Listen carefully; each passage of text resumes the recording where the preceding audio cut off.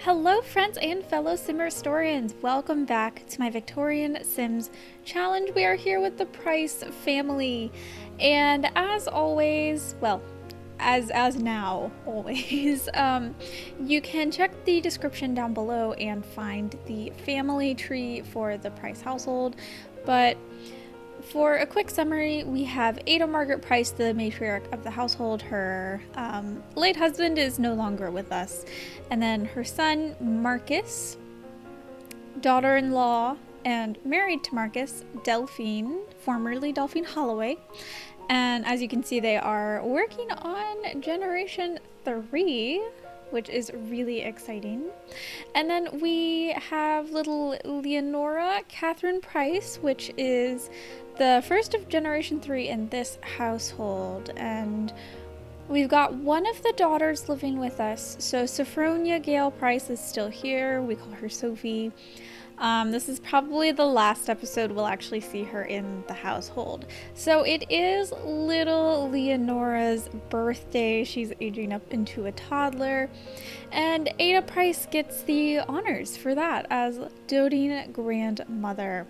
Look how cute she is. I was kind of surprised that she had red hair, just because Marcus has brown hair. But I forgot that Ada actually had red hair before she went gray. So she has a mother with red hair and a grandmother with red hair as well, which I think is really sweet. I've been dying to use these little braids. I've really been enjoying braids for my little kiddos and some of my teens. And I think she's just precious. So it is also Sophie's birthday. She's aging up into an adult, which is why I said this is probably the last episode we'll have her around with us. She is unfortunately really upset that she didn't get to go to college. We don't have any Sims going to college yet in the challenge, just because they're still, like, well, we don't even have any proper upper class Sims, and I make my families pay an endowment price of 15,000 simoleons. We don't really have that yet in any of the households. The Prices are saving up to purchase the stables in town, so they don't really have a ton of money just kind of available. Molly, so I remember a bunch of you were asking questions about like Molly's title. So I've been doing some research, and Molly would be considered a maid of all work. So maids of all work were pretty common in these sort of like middle class houses where you couldn't really afford domestic servants to do every single role. And it actually is normal that she would be taking care of the cows and the chickens and the pigs and the garden, as well as working in the kitchen. But she's not the only one that works in the kitchen, and she does have some fun, as you just saw, every so often. So Delphine, poor Delphine, totally unaware of like what's been going on with Molly and her husband. I mean, nothing proper has happened yet, so it's kind of just like they shared an intimate moment that you guys got to see, and it hasn't really developed further than that. As you can see, Sophie has a gentleman caller this morning. So this is Albert Manon Harvey, and I love Albert Harvey. He gives me very Tim Burton vibes. I don't know if he does to you guys as well. Maybe it's just like the hair and the dimples. I don't know. I love Albert, but I am just having the worst time getting Albert and Sophie to actually get along. I'm not really sure what's going on with them, but she just like, they keep complimenting each other and then flirting, and then I try to get one of them to ask the other to be in a committed relationship. I've tried both of them multiple times, and every time they say no. I don't know what the issue is, because they're like, they're proper friends, they have crushes on each other, but I guess they're both commitment phobes. I don't really think they like each other that much. I'm not really sure why or what's going on with that, but I just like, I can't get them to get along.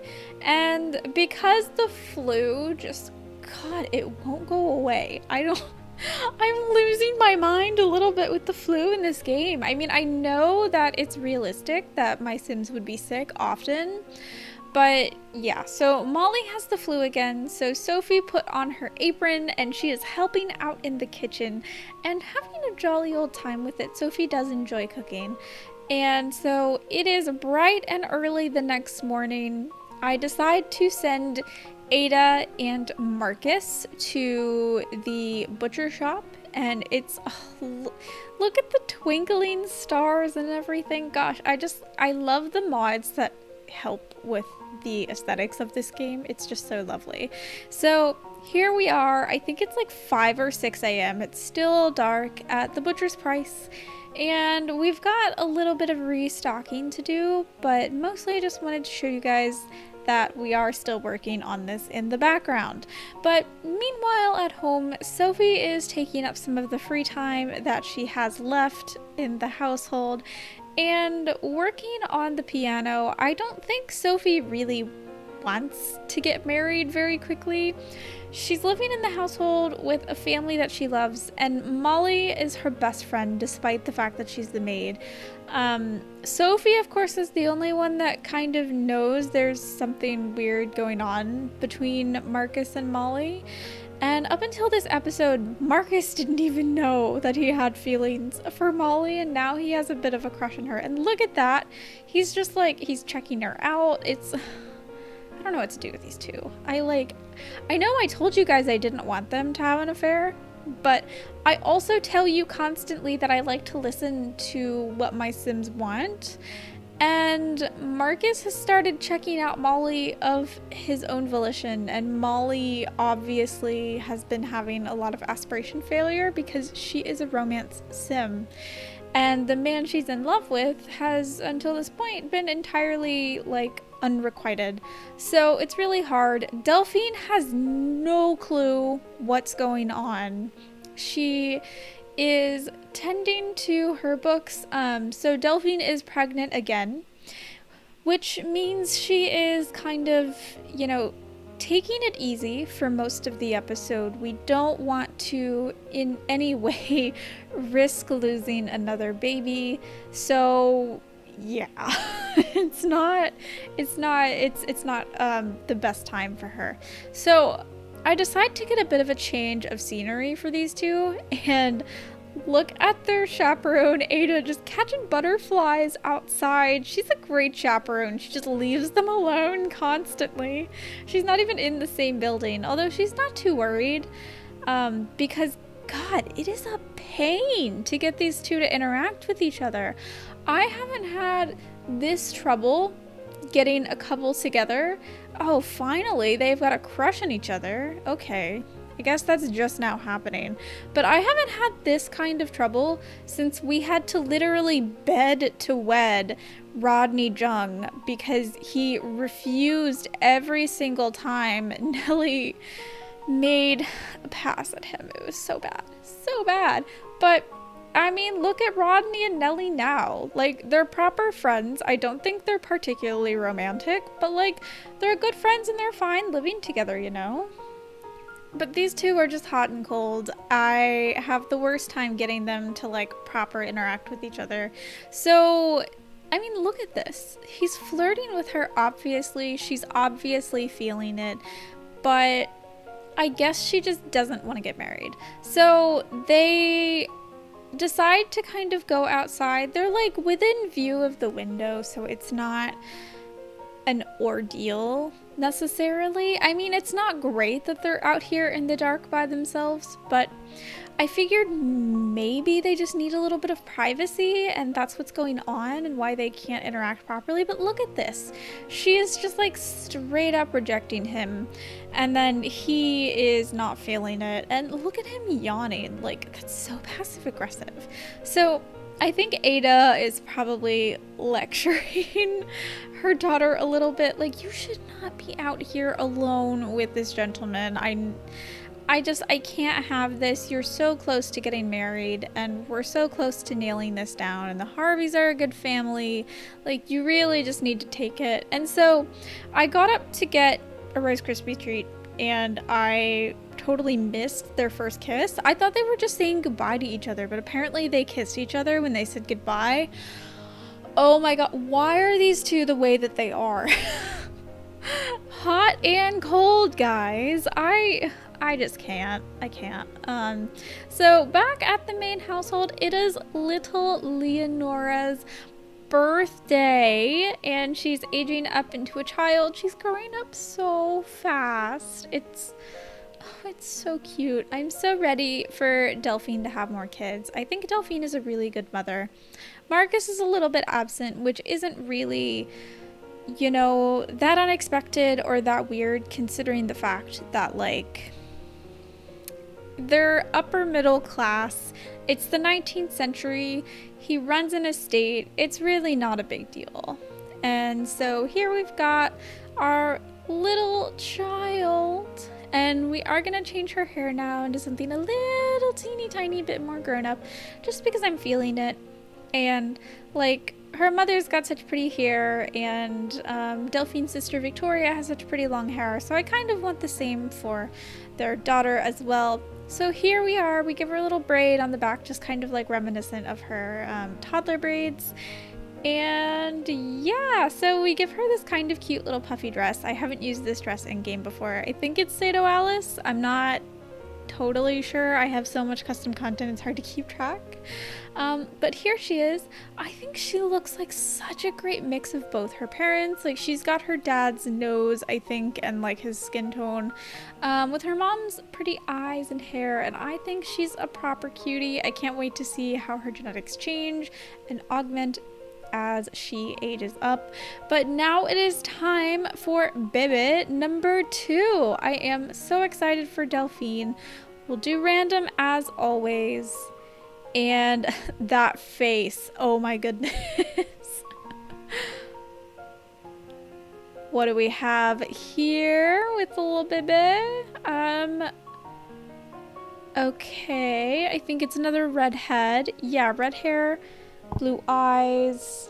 So here we have Julian Rupert Price. He is our heir, and his mortality rolls go swimmingly. We have no issues there.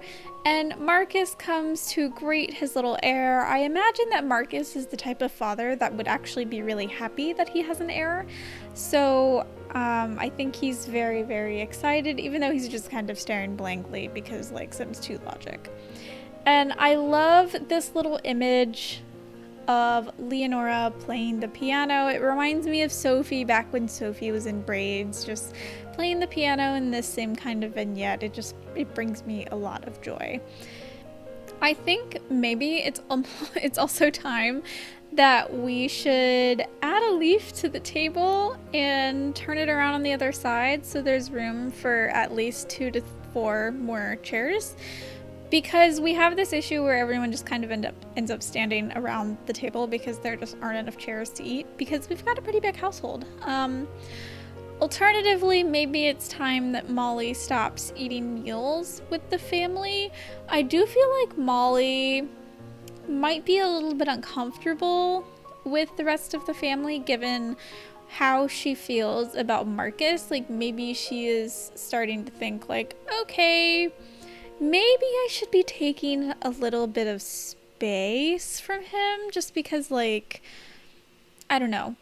Like, it's obviously not totally unrequited at this point, and I think she realizes that, and maybe that scares her even more. So we've got all the ladies hanging out with the cows.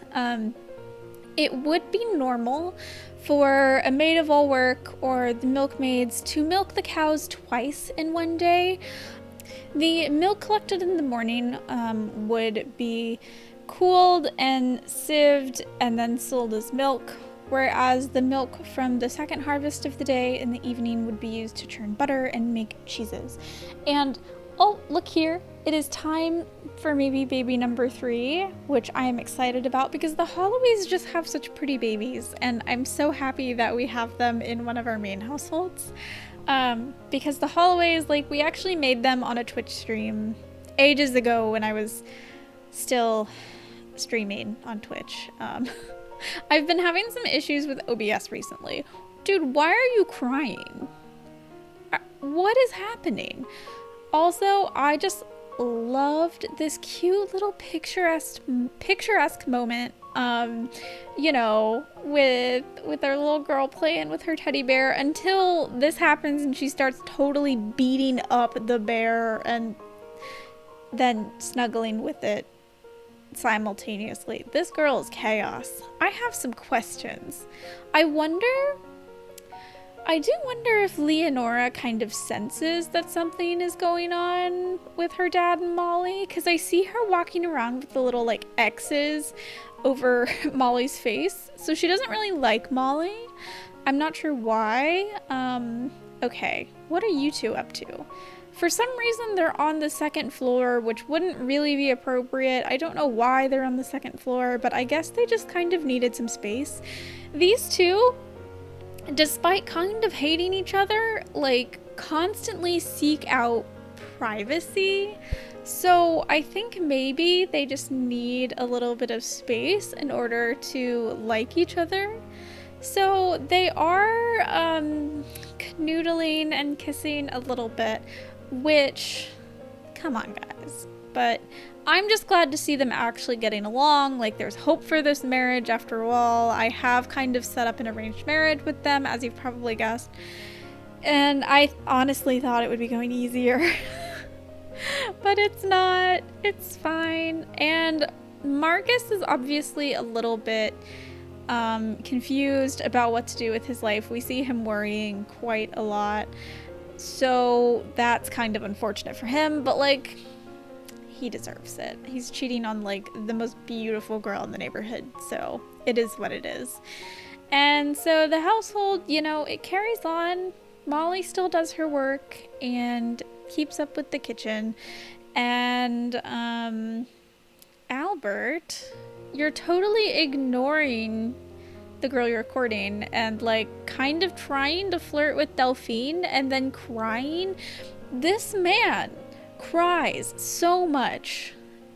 Molly's over here just like, you guys are lucky it's just me, because you should not be kissing before marriage like this. Like, he needs to stop coming to the second floor and like making out with Sophie. I don't know how to get this to stop because they're autonomously doing this and it's so inappropriate in this period, but you know what, like, they're getting along better than they ever have, so we'll take it. And now it is time for Julian's birthday. We shall see how it goes. He's a little teeny tiny redhead, just like his sister, but I think his skin tone's a little bit lighter, a little paler. These two, despite some added tension considering Molly's relationship with Marcus, are still best friends, and I think that's partially why Sophie doesn't want to leave, because like, her best friend is in the house, she loves her family, and Delphine over here is also such a nice, good mother. Molly doesn't exactly have time to take care of the little babies just because she has so much work to do in the whole household. And look who comes to visit. It's Teresa Price, the sister who actually moved out to be a governess at the Lawson household because Philippa has hella babies. And I'm not even being dramatic when I say that. She has like 5 kids. Although, on average, women in this period had about, like statistically, 5.5 babies. Although some of those would obviously die. So, Philippa's probably gearing up to lose a baby. Maybe. Foreshadowing. We'll see.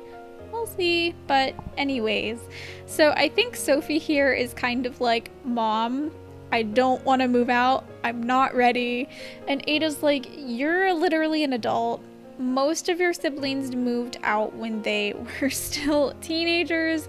Like Teresa did. Teresa's an adult now too, but she's actually, she's younger than Sophie. So I think, yeah, Teresa's the youngest because she was born after her father died, or like right before her father died. And so Molly starts to do a little bit of more work in the kitchen. She is really kind of like diving into her work so that she can distract herself from the awkwardness with Marcus, which I know I keep mentioning, but like, guys, this household is so tense with Sophie not wanting to move out and Marcus and Molly like high-key ignoring each other. Like, we normally see them playing and just like having fun and being like proper like good friends, but I do think the entire household would notice that Marcus and Molly aren't really like chilling and hanging out the way they normally do, because they all know they sort of like grew up together and were like good friends despite the social class differences.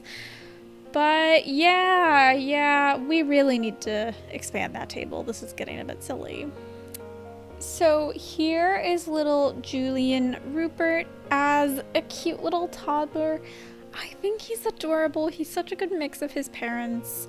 And look at those bright blue eyes, just like his sister. I think those are Holloway eyes. So as we left off in the vignette, Marcus and Molly obviously sit down to kind of have a chat about, you know, the fact that they should probably just like completely ignore their feelings for one another and move on because of their stations. And so they're chatting. Molly's like, no, I agree. I think things need to go back to the way they were because I was really happy the way that they were. However, things quickly progress and they are both overcome with their feelings for one another and essentially just start making out. It's also like the middle of the night, so everyone else in the house is in bed, especially the pregnant again Delphine. Oh, Marcus, poor Delphine. Oh, she's so great. I love Delphine, and yet like this is happening. And it's happening for quite a long time. They don't end up sleeping together. I think they're pretty much kind of like, we shouldn't be together, and then they just start making out because sim logic. I don't know. These two are just like full of drama. So that happens. I think it's probably going to be impossible for them to go back to the way things were. So that's a little bit awkward. It's not a great situation, but it is what it is. And I'm wondering if Leonora's kind of awareness of the weirdness between the two of them is maybe why she's got some pent-up anger associated with her toys when she's kind of like banging them on the ground.